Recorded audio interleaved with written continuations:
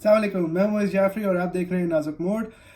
یہ ایک بالکل ان پلانڈ کوشش ہے۔ ویسے تو یہ پورا یوٹیوب چینل ہی کافی ان پلانڈ کوشش ہے اور واضح بھی ہے کبھی کبھی، لیکن یہ والا ویڈیو ہے، یہ میں نے سوچا نہیں تھا کہ میرے پاس اس طرح کا موضوع ہوگا، لیکن عمران خان صاحب، جناب وزیر اعظم پاکستان کا بہت شکریہ۔ انہوں نے کل ایک تقریر کی جس کے بعد مجھے بہت سارے خیالات ہیں اور میں ان کا اظہار کرنا چاہتا ہوں، اور بالخصوص بہت ساری تو ان کی ایسی باتیں ہیں جن کی سیاست کے اوپر اور ان کے سیاسی نظریے کے اوپر میں پہلے بھی بات کر چکا ہوں، کیونکہ خان صاحب جو ہیں وہ بہت ساری پرانی باتیں پھر سے کر گئے۔ لیکن کچھ جو انہوں نے ٹیکس، ریگولیٹرز اور وکلاء کے حوالے سے بات کی ہے، اور ہمارے نظام قانون کے حوالے سے بات کی ہے، ہمارے جسٹس سسٹم کے حوالے سے بات کی ہے، میں اس پہ، کیونکہ میرا ذاتی تجربہ ہے، میں اس پہ ذرا کچھ کلیریفیکیشن دینا چاہتا ہوں، کیونکہ میرے خیال سے بہت ضروری ہے سب لوگوں کو یہ سمجھنا کہ جو 2,500 ارب روپے ایف بی آر کے پھنسے ہوئے ہیں کورٹس میں اسٹے آرڈرز کی وجہ سے، اس کی حقیقت کیا ہے، اور یہ جو 250 ارب روپے ریگولیٹرز کے پھنسے ہوئے ہیں کورٹس میں اسٹے آرڈرز کی وجہ سے، اس کی حقیقت کیا ہے۔ یہ خاص طور پہ میں اس پہ کامنٹ کرنا چاہوں گا، لیکن اگر میں ترتیب سے چلوں تو سب سے پہلے تو ایک یہ بہت اچھا میرے خیال سے عمل ہے عمران خان صاحب کے لیے۔ پارلیمان میں آ کے انہوں نے وعدہ کیا تھا کہ ہر تھرسڈے کویسچن ٹائم ہوگا اور وزیر اعظم جو ہے وہ جواب دیں گے۔ اب انہوں نے جب یہ وعدہ کیا تھا تو یہ بات واضح ہے کہ ان کا خیال تھا کہ ان سے سوال کرنے کے لیے برطانیہ کی اپوزیشن آئے گی، اور جو ان کے سامنے اپوزیشن تھی وہ نہیں ہوگی، کیونکہ انہوں نے کبھی کویسچن ٹائم نہیں کیا، کیونکہ ان کے سامنے جو اپوزیشن ہے اس نے ان کو کبھی کویسچن ٹائم تمیز سے کرنے نہیں دیا، اور ان کے خیال میں ان کو بولنے نہیں دیتے، اور یہ شکوہ انہوں نے کل ٹی وی پہ بھی کیا۔ لہٰذا میں پارلیمان میں نہیں کر رہا، میں ٹی وی پہ بات کر رہا ہوں۔ اب یہ بات مد نظر رکھتے ہوئے کہ پارلیمان میں جانا ان کو پسند نہیں ہے، کیونکہ ان سے شکوے کیے جاتے ہیں اور ان کو اپنے پسند کی اپوزیشن نہیں ملی اور وہ پرائم منسٹر کویسچن ٹائم نہیں کر پائے، تو اس بات کو مد نظر رکھتے ہوئے یہ ایک اچھا ایفرٹ تھا کہ آپ لوگوں سے مخاطب ہو رہے ہیں، اور انہوں نے فلٹر تو ظاہر ہے ہر طرح کے سوال فلٹر کیے جاتے ہیں، لیکن اتنی کوئی فلٹریشن نہیں تھی۔ پہلا سوال مہنگائی کے حوالے سے تھا، وہ خاتون کافی غصے میں سوال کر رہی تھیں۔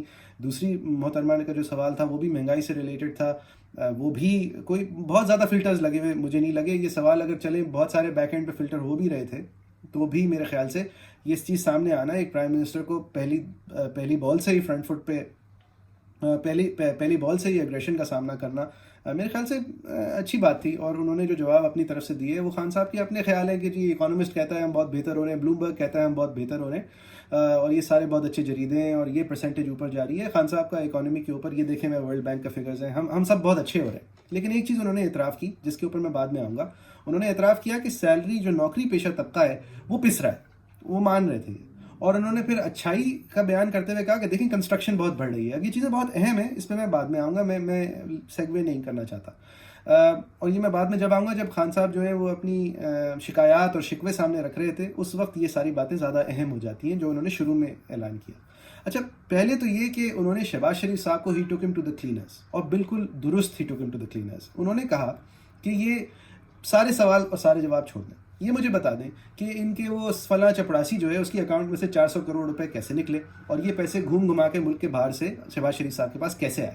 اب دیکھیں یہ ایک بنیادی بلیک اینڈ وائٹ سوال ہے جو آپ تمام ٹیکس چوروں سے پاکستان میں پوچھ سکتے ہیں بشمول شہباز شریف صاحب کے، اور اس کے جواب میں کمر کا درد آپ کو ملے گا، سر کا درد آپ کو ملے گا، کووڈ آپ کو ملے گا، وکلا کی ایڈجرنمنٹس آپ کو ملیں گی، لیکن جواب آپ کو کبھی نہیں ملے گا، کیونکہ اس کا بدقسمتی سے جواب نہیں ہے۔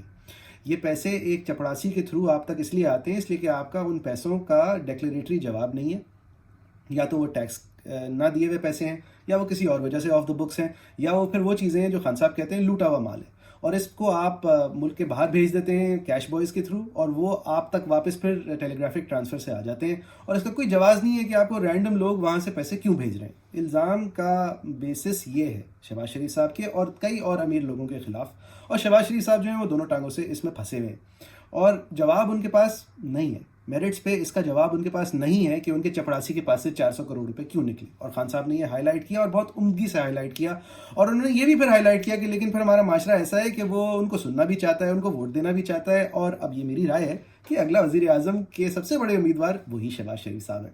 لیکن خان صاحب کا یہ ہائی لائٹ کرنا بنتا ہے، ان کا جو کور ووٹر کا کور ان کا جو پرومس تھا تحریک انصاف کا، جو کہ اب کئی سالوں 24 اور سال پرانا ہو گیا ہے، ان کو یہی پرومس تھا کہ یار یہ امیر لوگ ہیں، ان کا کوئی ان کی غلطی پکڑتا ہی نہیں ہے۔ انہوں نے آگے بڑھ کے اس کو شریف ڈاکٹرن بھی کہا کہ بھائی یا تو جج کو خریدو یا پھر اثر رسوخ استعمال کرو یا پریشر کرو۔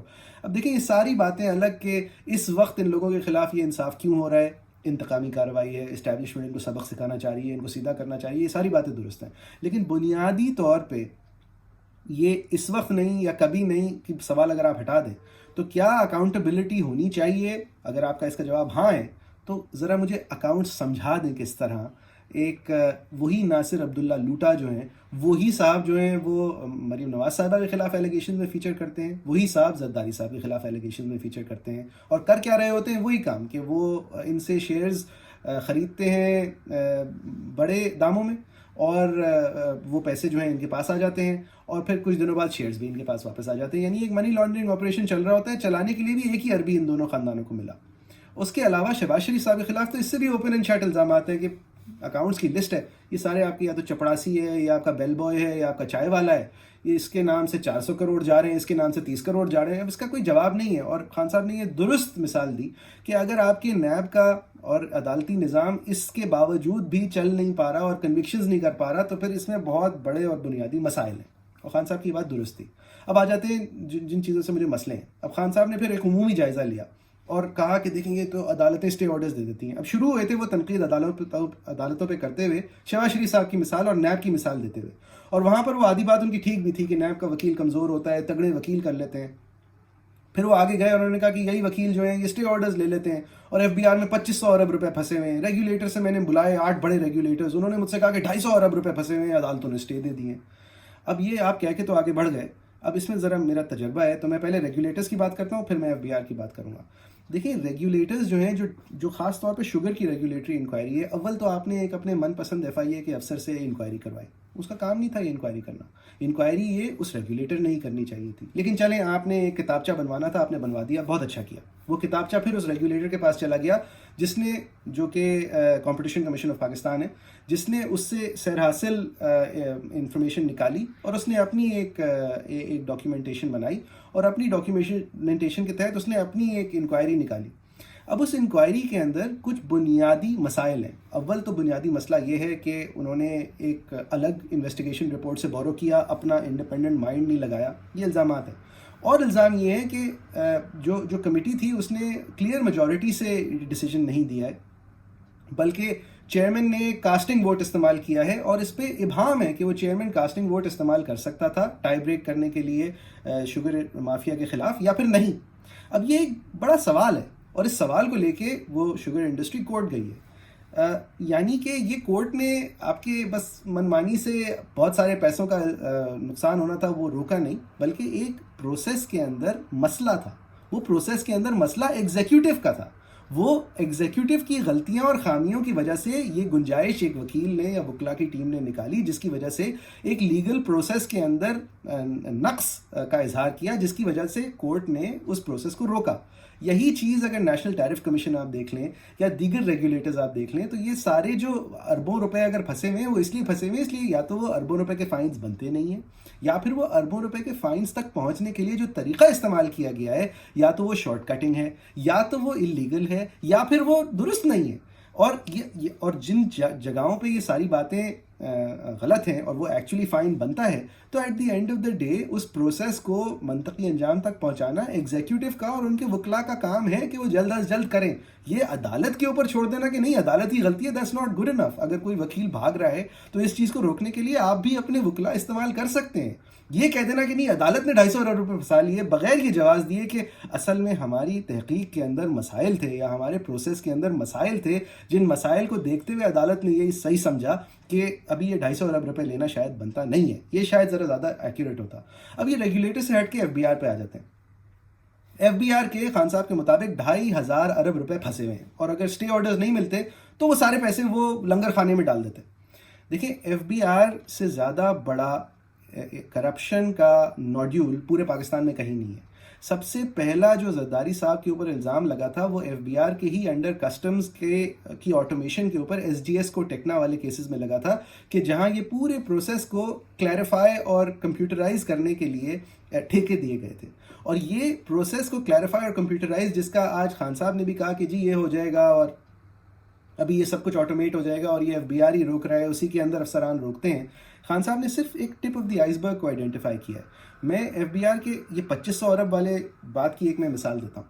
ایک میرا کلائنٹ ہے، میں اس کا نام نہیں لوں گا لیکن میں اس کا ایگزامپل دوں گا. وہ ایک انفارمیشن ٹیکنالوجی انڈسٹری میں ہے، وہ سافٹ ویئر ایکسپورٹ کرتا ہے پاکستان کے اندر. وہ سافٹ ویئر ڈیولپرز کو ہائر کرتا ہے, ان لوگوں کے تھرو وہ ملک کے باہر خود رہتا ہے, وہ باہر سے بیرون ملک کمپنیز سے سافٹ ویئر کی اور پروگرامنگ کے آرڈرز لیتا ہے, پھر وہ ملک میں آ کے اپنے لوگوں سے وہ ڈیولپ کرواتا ہے اور یہاں سے برآمد کرتا ہے وہ سافٹ ویئر, اور پاکستان کے لیے فارن ایکسچینج ارن کرتا ہے اور یہاں پہ لوگوں کو امپلوائے کرتا ہے. اور اس سب کچھ کو کرنے کے لیے ہمارے انکم ٹیکس کوڈ میں ایک ایگزمپشن ہے. وہ ایگزمپشن کہتی ہے کہ جو بھی information technology related services export کرتے ہیں وہ ان کو انکم ٹیکس دینے کی ضرورت نہیں ہے. وہ دیگر ٹیکسیشن جو بھی ہے, سیلز ٹیکس دیں, وہ سب کچھ دیں, انکم ٹیکس دینے کی ضرورت نہیں ہے, یہ ان کو چھوٹ ہے. اس کلائنٹ کو میرے 5 سال کا کروڑوں روپے کا نوٹس آ گیا کہ آپ یہ اتنی ساری آمدن آپ سنا رہے ہیں اور یہ اس آمدن کے اوپر آپ 20 کروڑ روپے انکم ٹیکس دیں. اس نے وہ کورٹ گیا اور اس کو حکم امتناعی یعنی کہ اسٹے آرڈر مل گیا اس کے خلاف. اب یا تو آپ کہہ سکتے ہیں کہ کورٹ نے 20 کروڑ روپے ایف بی آر کو ملنے سے روک دیا, یا پھر آپ ذرا اس کی تہہ میں جا کے یہ کہہ سکتے ہیں کہ ایف بی آر کے ایک نااہل کمشنر نے یہ دیکھے بغیر کہ ایک فرد کو کمپلیٹ ایگزیمشن حاصل تھی, اس ایگزیمشن کو اگنور کرتے ہوئے اس کے اوپر جھوٹا اور انیکیوریٹ 20 کروڑ روپے کا ٹیکس کا اسیسمنٹ کر دیا, اور وہ 20 کروڑ روپے اسے غلط مانگ رہا ہے. تو یا تو آپ یہ کہہ سکتے ہیں, یا پھر آپ کہہ سکتے ہیں دیکھیں جی کورٹ نے 20 کروڑ روپے لینے سے روک دیا. ایف بی آر کے خلاف اگر 2500 ارب روپے اس وقت کنٹینشیس ہیں, تو اس میں سے ایک واسٹ میجورٹی جو ہے وہ ایف بی آر کی نااہلی اور ناقص کیلکولیشنز یا پھر بدنیتی کی وجہ سے ایک نمبر کریٹ ہوا ہے, نہ کہ یہ کہ در حقیقت لوگوں کو دینے ہیں اور وہ دے نہیں رہے کیونکہ وہ کورٹ چلے گئے, ان کو اسٹے آرڈر مل گیا. اس طرح نہیں ہوتا, یہ اس طرح کی اندھی کہیں بھی نہیں ہے دنیا میں, اور یہاں پاکستان میں خاص طور پہ نہیں ہے. ایک بیوروکریٹک نائٹ میئر ہے پاکستان بشمول اس کے کورٹس. ایسے آپ جا کے کوئی لاٹری نہیں ہے کہ آپ نے اپنی ایک بٹن دبا دیا اور آپ جو ہے ایک ویلڈ اسٹیٹ کی کلیم سے بچ گئے, ایسا ناممکن ہے. اسی طرح اگر یہ ٹیکنالوجی کے علاوہ کسٹمز کا انہوں نے کہا کہ جی کسٹمز میں 270 ارب روپے پھنسے ہوئے ہیں. دیکھیں کسٹمز کے 270 ارب روپے, ایک تو میں یاد دلاؤں گا وہ ایس جی ایس کو ٹیکنا والا زرداری صاحب کا الزام کہ یہ تو پاکستان کا مدر لوڈ ہے, پاکستان کی کرپشن کا مدر لوڈ. اگر آپ ایک ٹیڑھے کسٹمز کے افسر ہیں تو آپ اپنے اگلے 7 نسلوں کو غربت تو چھوڑیں, ایک ایلیٹ اشرافیہ کے اندر ایڈ کر سکتے ہیں, کیونکہ پاکستان کے اندر لوگ پیسے ہی دیکھتے ہیں, یہ تو نہیں دیکھتے نا کہاں سے آئے, کم از کم آج کل. تو ایک ہیوج پوسٹنگ ہوتی ہے, اور کس طرح ہوتی ہے اور کیوں ہوتی ہے اس کی میں یہ 270 ارب روپے کی میں ذرا ایکسپلینیشن دیتا ہوں. ایک الزام ہے کسٹمز والے سب پہ لگاتے ہیں کہ آپ نے امپورٹر پہ کہ آپ نے گروپ انڈر انوائسنگ کی ہے, یعنی کہ آپ سب لوگ نے مل کے آپ سب لوگ جو ہیں بالفرض آپ سب لوگ جھاڑویں منگاتے ہیں ملک کے باہر سے یا اسٹیل منگاتے ہیں ملک کے باہر سے, تو آپ نے سب نے مل کے, اصل میں یہ اسٹیل ہے $20 کی, اور آپ سب نے مل کے جھوٹ بولا ہے کہ یہ ہے $10 کی, تاکہ آپ کو جو $2 ڈیوٹی دینی تھی اس کے بجائے آپ نے $1 ڈیوٹی دینی پڑے.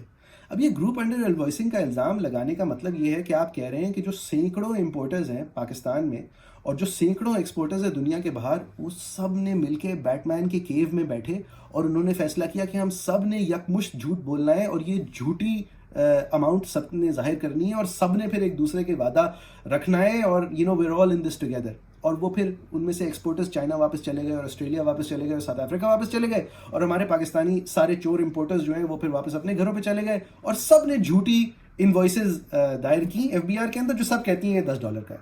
یہ الزام لگاتی ہے ایف بی آر. یا پھر سچ یہ ہے, اچھا اس کے جواب میں کسٹمز کے جیسے میرے کلائنٹس ہیں وہ بتاتے ہیں کہ یہ جریدہ ہے لنڈن میٹل بلیٹن, یا یہ جریدہ ہے جو انٹرنیشنل پرائسز ظاہر کرتا ہے, وہ انٹرنیشنل پرائسز اور ٹریڈ ظاہر کر رہی ہیں, جس طرح خان صاحب اکانومسٹ کی ظاہر کر رہے تھے اور جس طرح خان صاحب بلومبرگ ظاہر کر رہے تھے, اتنے ہی مستند فائنینشیل ڈاکیومنٹس دکھاتی ہیں کہ وہ اسٹیل اس وقت در حقیقت $10 کی تھی. اور اگر آپ سمجھتے ہیں کہ یہ جو انوائس میں دکھا رہا ہوں کہ میں نے اتنے کی خریدی ہے, اگر آپ سمجھتے ہیں یہ جعلی ہے, تو قانون کہتا ہے کہ آپ اس کو رد کرنے کے لیے جس نے انوائس ایشو کی تھی اس سے رابطہ کریں. اب 20-30 سال پہلے آپ یہ کہہ سکتے تھے کہ نہیں جی وہ رابطہ نہیں ہو پا رہا, وہ فون نہیں اٹھا رہا, یا پھر وہ جگہ جعلی ہے. آج کے دور میں اگر کوئی اسٹیل منگا رہا ہے, دنیا کے سب سے بڑے ملز سے منگا رہا ہے, تو 5 سیکنڈ لگتے ہیں آپ کو اس انوائس کو ایک ای میل کے اندر اٹیچ کر کے اس کے سیلز ڈپارٹمنٹ کو بھیج دیں. اگر جواب میں وہ کہیں نہیں جی یہ میری انوائس نہیں ہے, تو بات ختم, چور کی سزا دیں آپ اس امپورٹر کو اور اس کا معاملات ختم کریں. لیکن ایسا نہیں ہوتا. ایسا کیوں نہیں ہوتا؟ کیونکہ اگر آپ نے ایسے راہ راست پہ آ گئے تو آپ سارے امپورٹر چور پکڑ لیں گے اور پھر جو ان کی طرف سے آپ تک رشوت آتی ہے وہ آنا بند ہو جائے گی. تو پھر یہ تو بڑا مسئلہ ہو جائے گا. تو آپ کرتے کیا ہیں, آپ سب پہ ایک ہی الزام لگاتے ہیں گروپ انڈر انوائسنگ کا. فضول الزام آپ کا ہوتا ہے, کوئی آپ کی ثبوت نہیں ہوتی. جو صاحب حیثیت ہوتا ہے وہ کورٹ چلا جاتا ہے اور وہ آپ کے خلاف اسٹے آرڈر لے لیتا ہے اور آخر میں جیت جاتا ہے.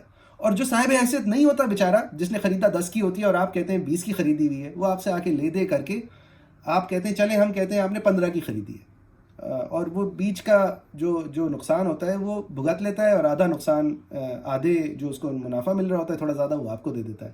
لیکن قانون کے اندر کوئی جواز نہیں ہے آپ کا یہ کرنے کی. آپ کوئی اس بات کے مالک نہیں ہے کہ آپ فیصلہ کریں ایک چیز کتنی کی خریدی گئی. قانون واضح ہے کہ جتنی کی خرید ہوئی ہے اس کی ثبوت اگر ہے تو اس ثبوت کو رد کرنے کے لیے آپ کے پاس بھی ثبوت ہونا موجود ہے. اور وہ ثبوت آپ کے پاس, جس طرح میں نے کہا, 2 سیکنڈ میں آ سکتی ہے. آپ اس مل کو ای میل لکھیں, ایک فون کریں, وہاں کا سیلز مینیجر ہزاروں ٹن بیچتا ہے, دنیا میں لاکھوں ٹن سٹیل بیچتا ہے. آپ کو 10 ٹن کی انوائس پہ وہ جھوٹ نہیں بولے گا, یا پھر کم از کم آپ کو یہ شک نہیں کرنا چاہیے کہ وہ جھوٹ بولے گا, یا آپ پھر اس کے پڑوسی مل کو فون کر کے پوچھ لیں. It is the world is connected, جس طرح خان صاحب نے کہا. یہ کرنا آج کے دور میں مشکل نہیں ہے. اس کے لیے ایک 4 بندوں کا ڈپارٹمنٹ اگر ہو تو وہ کافی ہے کہ ایک انوائس ویریفائی کر لیں اگر آپ کو وہ انوائس مشکوک لگے. لیکن ایسا نہیں ہوتا, کیونکہ اگر آپ ایسا کرنے لگ گئے تو یہ پورا کسٹمز کا جو ایک ڈرامہ اور مافیا ہے یہ بیٹھ جائے گا, جو در حقیقت سب سے بڑا اس ملک کا اگر ایک آرگنائزڈ گورنمنٹل لیول پہ مافیا ہے. اور پھر وہ پوسٹنگ جو ہے وہ بکواسی ہو جائے گی. پاکستان پوسٹ, پاکستان میل جیسی پوسٹنگ ہو جائے گی, جہاں آپ کے دروازے پہ وہ گھنٹی بجاتا ہے, آپ کو خط دیتا ہے اور کہتا ہے فیس تو 50 روپے ہے, باقی آپ جو سمجھیں دے دیں. لیکن یہ پروسیس جو ہے اس کو ٹھیک کرنے کے لیے آپ, خان صاحب نے کہا کہ جی وہ ہم نے FBR آٹومیٹ کر دیں گے, اور ہم نے یہ بھی دیکھ لیا ہے کہ کون کہاں کھڑا ہے اور کس نے کتنے پیسے دینے ہوتے ہیں, اور اس کے بنگلے بڑے بڑے ہیں اور ان کا ٹیکس 0 ہے. دیکھیں معذرت کے ساتھ یہ اسپیچ میں 2 دفعہ سن چکا ہوں. ایک تو میں زرداری صاحب کے آنے کے بعد ان کی پیپلز پارٹی کی حکومت سے سن چکا ہوں, جو کہ مزے کا خیز تھی پیپلز پارٹی کی حرکتیں دیکھ کر. دوسری دفعہ میں چودھری نثار صاحب کے منہ سے سن چکا ہوں ایز منسٹر آف انٹیریئر, جنہوں نے یہی تنبیہ کی تھی کہ دیکھیں ہم جانتے ہیں بزنس کلاس کے لوگ ٹکٹس لے کے گھومتے ہیں اور وہ ٹیکس نہیں دیتے. بھائی آپ جانتے تو ہیں آپ نے کیا کیا, اور یہ ساری باتیں آپ جانتے کیسے ہیں؟ کیونکہ ان دی ایج آف آٹومیشن اب یہ چھپانا ناممکن ہے. آپ کے پاس ایگزٹس فرام پاکستان کی ایک آٹومیٹڈ انٹری ہے, اس کے اندر CNICs لوگوں کے لکھے ہوئے ہیں. وہی CNIC آپ جب FBR کے ریکارڈ میں ڈالتے ہیں اور وہ ٹیکس ریکارڈ نہیں آتا اس کا سامنے, تو آپ کو یہ پھر 3 منٹ لگنے چاہیے اسے پوچھنے کے لیے. آپ صرف وارننگز دے رہے ہیں. 2015 میں چودھری نثار دے رہے ہیں, 2022 میں عمران خان دے رہے ہیں کہ دیکھیں جی ہم نہیں چھوڑیں گے. بھائی تو ابھی تک کیوں چھوڑ رہے ہیں, کیوں چھوڑا ہوا ہے ایسے؟ اچھا, اور خان صاحب نے اور پھر خان صاحب کس چیز کا انتظار کر رہے ہیں کہ وہ وزیر اعظم بنیں گے تو کریں گے؟ تو I have news for him کہ وہ اس کے مطلب وہ ہیں وزیر اعظم, تو ان کو یہ سب کچھ کرنے کے لیے رکنے کی ضرورت نہیں ہے. اور خان صاحب نے خود کہا کہ جس ملک میں 20 لاکھ لوگ ٹیکس دیں اور 22 کروڑ اس کا کھائیں, وہ ملک نہیں چل سکتا. تو خان صاحب خود ہی آپ اعتراف کرتے ہیں کہ جو ٹیکس دینے والا طبقہ ہے جس میں واسٹ میجورٹی تنخواہ دار ہے وہ پس رہا ہے. آپ یہ اعتراف کرتے ہیں. اس اعتراف کے باوجود آپ کہتے ہیں دیکھیں جی کنسٹرکشن بڑھ رہی ہے.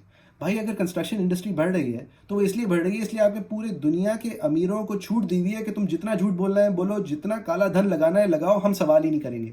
تو جب آپ ٹیکس سے سب سے امیر ترین لوگوں کو چھوٹ دے دیں گے کہ وہ پلاٹوں کے اوپر قبضے کر لیں, پلاٹ خرید لیں اور ان کو پھر خرید کے رکھے رہیں, اور اس کو رکھنے پر کوئی ٹیکسیشن نہ ہو, کوئی امپروومنٹ پینلٹیز نہ ہو, اور عام آدمی کی خرید سے وہ پلاٹ پھر باہر چلا جائے اور گھر جو ہے وہ مہنگے سے مہنگے تر ہوتے جائیں کیونکہ لوگ جو ہے اس میں ذخیرہ اندوزی کر رہے ہوں, اور یہ سب کچھ کرنے کے لیے آپ ان سے ٹیکس بھی نہ لیں, تو پھر آپ سے شکوہ تو ہوگا نا اس جاب سیکر کا کہ مجھے جاب بھی نہیں مل رہی اور میری تنخواہ پہ ٹیکس بھی فضول میں کٹ رہا ہے اور مہنگائی میری کمر توڑ رہا ہے. اور آپ اس کا اعتراف بھی کر رہے ہیں, اور آپ اپنی تعریف اگر ڈھونڈ رہے ہیں تو اس کنسٹرکشن انڈسٹری کی بوم میں ڈھونڈ رہے ہیں جہاں پہ آپ نے ہی ٹیکس چھوٹ دی ہے انہی امیر لوگوں کو, جن امیر لوگوں پہ آپ پھر باقی وقت تنقید کر رہے ہیں کہ مجھے پتہ ہے آپ بزنس کلاس میں ٹریول کرتے ہو اور آپ کے نام کے خلاف ٹیکس فائلر نہیں ہے. تو ان کو پکڑ کیوں نہیں رہے؟ اور ان کو جب پکڑنے کا موقع ہوتا ہے تو موقع استعمال کرنے کے بجائے چھوٹ کیوں دیتے ہیں؟ اور اب 4 سال ہو گئے ہیں, تو اب کب کریں گے, اگر کریں گے یا صرف باتیں ہی کریں گے؟ یہ ایک میجر کرٹیک ہے. یہ بگ فش اور پاکستان کا معاشی نظام ٹھیک کرنے کا طریقہ بگ فش پکڑنا, دیکھیں یہ باتیں بالکل ٹھیک ہیں, لیکن وہ بگ فش پکڑنے سے پہلے جو بگ فش اس نظام کا خون چوس رہی ہیں ان کو ٹھیک کرنا بہت آسان کام ہے. اور خان صاحب جب کہتے ہیں نا یہ 70 سال کے مسئلے ٹھیک کرنے کے لیے سمجھتے ہیں عمران خان ابھی کر دے گا, آپ مسئلے نہ ٹھیک کریں, لیکن آپ سمت کا تو ایک دم سے تعین کر سکتے تھے. سمت کا تعین کس طرح ہوتا؟ ایک جنرل ریٹائر ہوتا ہے, اس کو کروڑوں روپے کے باغات نہ ملیں, اس نے پاکستان کا فوجی ہے, اس نے پاکستان کی سروس کی ہے, اس کو اس بات پہ فخر ہونا چاہیے. اس کو ریٹائرمنٹ پہ اتنے پیسے اور اتنی چیزیں نہیں مل جانی چاہیے کہ اس کے بچے جو ہیں ان کو نہ پاکستان میں رہنے کی کبھی ضرورت پڑے اور نہ کبھی پاکستان میں کوئی نوکری کرنے کی ضرورت پڑے, وہ ایک دم سے سرمایہ دار بن جائیں. کیوں؟ کیونکہ جی ابا ji retired as a general and now we are millionaires. اسی طرح اگر کوئی چیف سیکرٹری ریٹائر ہو رہا ہے یا کوئی ہائر بیوروکریٹک افسر شاہی کے عمدہ درجات سے ریٹائر ہو رہا ہے, تو اس کی تو نسل در نسل کی اکنامک پرسپیکٹیو ہی چینج ہو جاتا ہے. اگلی فیملی کے جنریشن جو ہے جنرل کی یا بیوروکریٹ کی, وہ انڈسٹریلسٹ نکل رہے ہیں, وہ شوگر انٹرپرینیورز نکل رہے ہیں. کیوں؟ کیونکہ ان کی ریٹائرمنٹ پر ریاست کے پیٹ میں سے 50 ایکڑ کاٹ کے ان کو دے دیے گئے, یا پھر ریاست کے پیٹ میں سے 2 پلاٹ اسلام آباد میں سے کاٹ کے ان کو دے دیے گئے. تو ایسا کیوں ہے؟ ہم کیا ایک دم سے ایک امیر ریاست بن جاتے ہیں جب یہ لوگ ریٹائر ہوتے ہیں؟ یا ان لوگوں کو خوش اس لیے کرنا ہوتا ہے کہ آپ کا بہت شکریہ, آپ نے مارشل لاء نہیں لگایا اور آپ نے قانون کی پاسداری کی اور اپنے آئینی اوتھ کی پاسداری کی؟ ایسا کیوں ہے؟ ایک رینڈم الاٹمنٹ سرکاری افسر یا ایک پبلک سرونٹ کی, چاہے وہ جنرل ہو چاہے وہ بیوروکریٹ ہو, ایک 4 کروڑ روپے کی گاڑی کیوں ہے؟ کیوں؟ اور وہ پھر گاڑی اس کو بغیر ٹیکس کے 3 سال بعد ڈپریشیٹڈ 3 ملین 4 ملین روپے کی خریدنے کو اہل وہ کیوں ہے؟ یہ ریاست اس وقت بھوکی ننگی نہیں ہوتی جب یہ چیزیں ایک بالکل نارم ہو چکی ہیں. اطہر من اللہ صاحب کی ججمنٹ ہے, پلاٹس کھاتے ہیں, ججز کے نام پہ پلاٹس کھائے جا رہے ہیں, بیوروکریٹ جو ہے وہ پلاٹ کھا رہا ہے, پلاٹنگ ہی کی جا رہی ہے دارالخلافہ کی کہ کسی طرح اس کے پاس بٹوارا ہو جائے. فیڈرل گورنمنٹ امپلائی ہے, ان کے پاس پلاٹس ملتے رہیں, ججز کو ملٹیپل پلاٹس مل رہے ہیں, جنرلز کو ملٹیپل پلاٹس مل رہے ہیں, ریٹائرمنٹ پہ جنرلز کو فنڈز مل رہے ہیں, بیوروکریٹس کو ریٹائرمنٹ پہ ایکسٹرا پلاٹس مل رہے ہیں. یہ کیوں ہے؟ تو آپ جب کہہ رہے ہیں تنخواہ دار طبقہ پس رہا ہے اور میں اس کا کچھ کروں گا انشاءاللہ, اور جو بزنس کلاس ٹریول کرتا ہے اور نان فائلر ہے میں اس کا بھی کچھ کروں گا, تو سر جو فائلر قانونی طور پہ ہے یعنی کہ پبلک سرونٹ ہے, اور جو اس طرح ریوارڈ کیا جا رہا ہے, اور جو یہ پالیسی سیٹ کرتا ہے, جو یہ فیصلہ کرتی ہیں کہ میرے اوپر اتنا ٹیکس ہوگا اور میرے لیے اتنے سیلز ٹیکس ہوگا اور میری بیٹی کے دودھ پہ بھی ٹیکس ہوگا, جو یہ فیصلے کرتے ہیں, وہ فیصلے کرنے والوں کی مراد کا بھی تو کوئی تعین ہونا چاہیے کہ وہ ایک عام آدمی سے 250 گنا زیادہ بڑی ریٹائرمنٹ پیکج لے رہے ہیں, 500 گنا زیادہ بڑا ریٹائرمنٹ پیکج لے رہے ہیں, millions of dollars worth of retirements ہو رہی ہیں, یا پھر ان کو ان کی اپنی سروس کے دوران tens of millions of rupees کے پراپرٹیز مل رہی ہیں. تو ایسا کیوں ہے؟ یہ چیزیں تو آپ ایک دن میں طے کر سکتے ہیں نا. یہ تو وہ مسئلے تھے جو نئے پاکستان نے وعدہ کیا تھا کہ ایک دن میں ٹھیک ہو جانے تھے. اس کے تو ہم الٹ دیکھ رہے ہیں. وہی لوگ جو ہیں ان سے آپ کوئی سوال نہیں کریں گے اگر وہ کنسٹرکشن انڈسٹری میں پیسہ لگا دیں, نتیجتاً وہ کروڑ پتی سے ارب پتی کے راستے پہ چل رہے ہیں, اور آپ کہہ رہے ہیں فخر کرو وہ جو بیچارہ ہتھوڑیاں چلانے والا میسن ہے اس کو نوکری مل گئی اس وجہ سے. This is ridiculous and this must be answered for.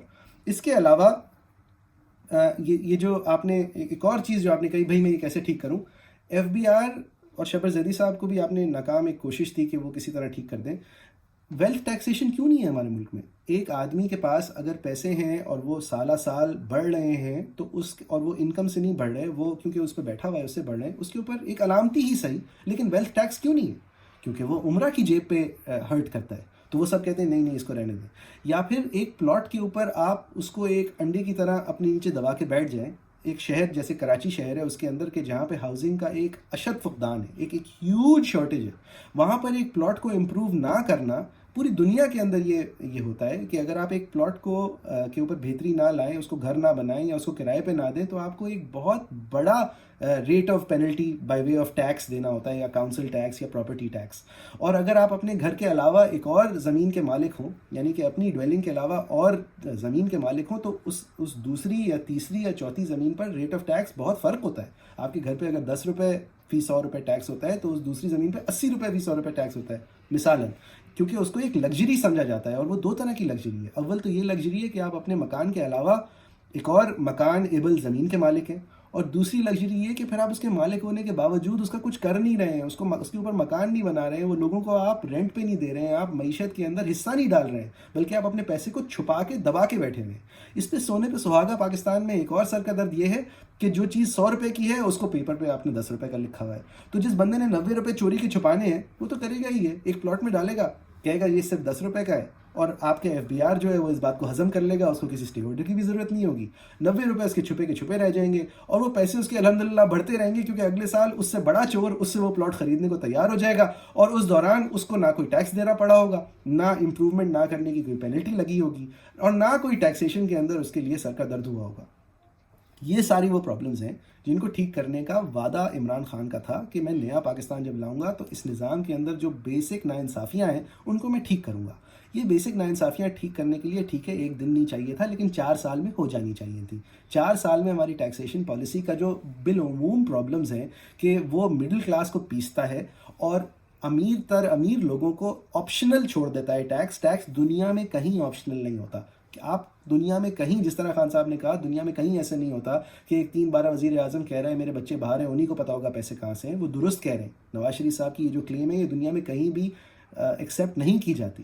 Shahbaz شریف صاحب کی جو کلیم ہے مجھے نہیں پتا میرے چپڑاسی نے مجھے پیسے کیسے بھیج دیے یا پیسے کہاں سے چلے گئے, یہ بالکل صحیح ہے. دنیا بھر میں یہ بات مانی نہیں جاتی, لیکن یہاں پہ اس لیے مانی جاتی ہے, اس لیے لوگ سمجھتے ہیں کہ جو بھی ہم سے یہ وعدہ کرے گا کہ یہ میں ٹھیک کر دوں گا وہ صرف باتیں ہی کر رہا ہوگا. کیونکہ خان صاحب اس کی سب سے بڑی مثال ہے. نواز شریف اور شہباز شریف کے علاوہ اور زرداری کے علاوہ یہ جو ایک عام سسٹم کے اندر کرپشن اور سفرنس ہے اس کو تو ٹھیک کر سکتے تھے نا. یعنی ویلتھ ٹیکسیشن تو ہو سکتی تھی, پراپرٹی اسپیکولیشن کو روکا تو جا سکتا تھا, مڈل کلاس کی بیک بریکنگ جو آپ خود مانتے ہیں بیک بریکنگ ٹیکس لوڈ کو ان سب پہ بانٹا جا سکتا تھا. یا پھر جو وارننگ چودھری نثار 2013-14 سے دیتا آ رہا ہے کہ ہمیں پتہ ہے آپ بزنس کلاس ٹریول کرتے ہیں, یہ آپ نے کوئی تحقیق نہیں کی ہے. یہ ڈیٹا جو ہے یہ ایگزٹ ٹرمینلز پہ موجود ہے. اسی ڈیٹا کے ساتھ اس بندے کا CNIC FBR کے ڈیٹا پہ یا تو ہے یا نہیں ہے, یہ جوڑ کے اس کے حوالے سے نوٹسز بھیجنا 3 لوگوں کی ٹیم کا چند ہفتوں کا کام ہے. لیکن یہ 8 سال ہو گئے ہیں اور ہم بس یہ وارننگز ہی سن رہے ہیں ایمپٹی.